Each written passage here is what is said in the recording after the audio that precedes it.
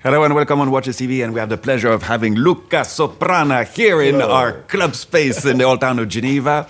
And I mean, you've been working for many, many people. You have a wide experience working on some crazy timepieces, interesting developments, but now you're coming up with a watch under your own name. What does that represent for you?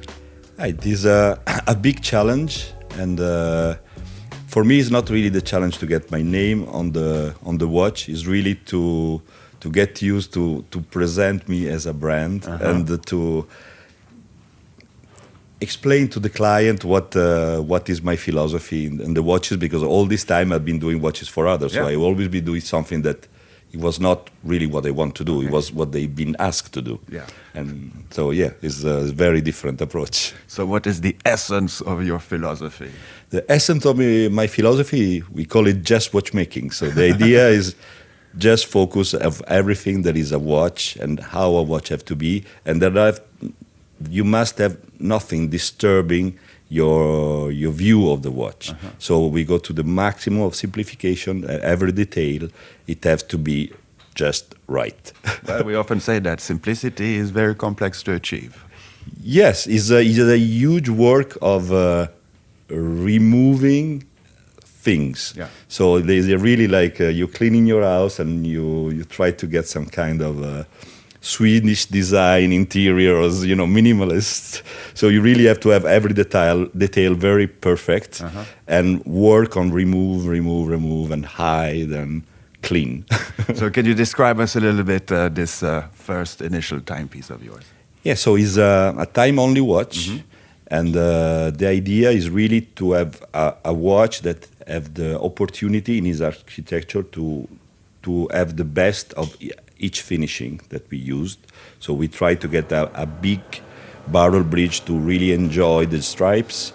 We try to get a balanced cocking steel to have all the nice detail of the steel, so beveling and black polish.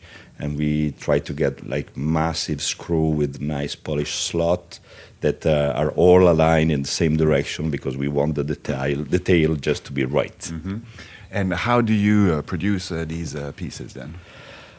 We are a team of 9 people in the workshop, all young and dynamic watchmakers. Some coming from restoration, some coming from other established brands, and every watchmaker is doing his own watch from A to Z, and there is a really big approach to like improve and adjust everything on your own. So just with the fact that all screws are aligned and are adapted to each watch, you cannot even mix the screw. So you cannot you have working screw that you do, but when the screw is done, it's for this particular watch. So if somebody else disassemble a watch and just change the position of the screw, the screw will be no more aligned. So it's really getting somehow, every watch is getting his individuality. Okay, great. And you're not only coming with this new piece under your own name, but you're also reviving a very historical and meaningful name of the industry, Mr. Derek Pratt. Tell us a bit about this endeavor. Yeah, it's like I had the chance to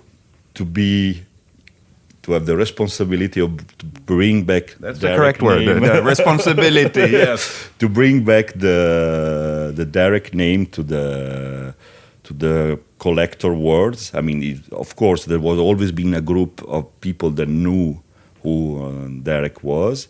And now the idea with this concept is really to give back the awareness of the person that it was, because it is incredible that a lot of people forget what this person achieved in his life compared to experimental escapement, incredible pocket watches. And I mean, 2 of his watches, they are in the Science Museum in London, and he's the only watchmaker together with George Daniels that won the gold champion medal.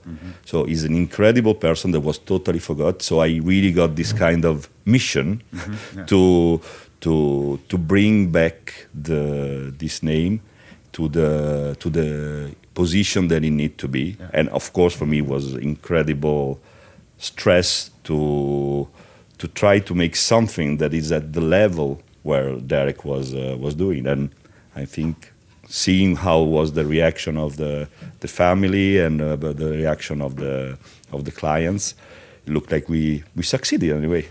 Congrats! But can you tell us a little bit more about the watch? Describe it a little bit. So the will of Derek, before he passed away, he wanted to show that his remontoire with the rouleau cam was working. It was as precise as it was on the pocket watches on a tourbillon.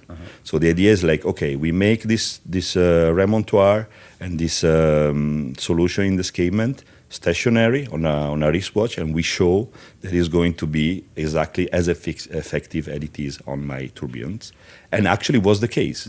So we have this challenge to take his system. Actually, on the first prototype, the components that were still made by Derek, and we use his parts, and but it was working great. It's incredible. This system is showing that in 24 hours, I mean actually till the end of the power reserve, the watch have a stable amplitude. You have a variation 1 degree during on the situation, and it was incredible piece. I'm really happy with it. All right. Well, as you mentioned, I mean, I think indeed there you have in a certain way, a bigger responsibility because you're carrying one of those legendary names. And well, I wish you the best of luck with that. Thank you very much. Thank you, Roy.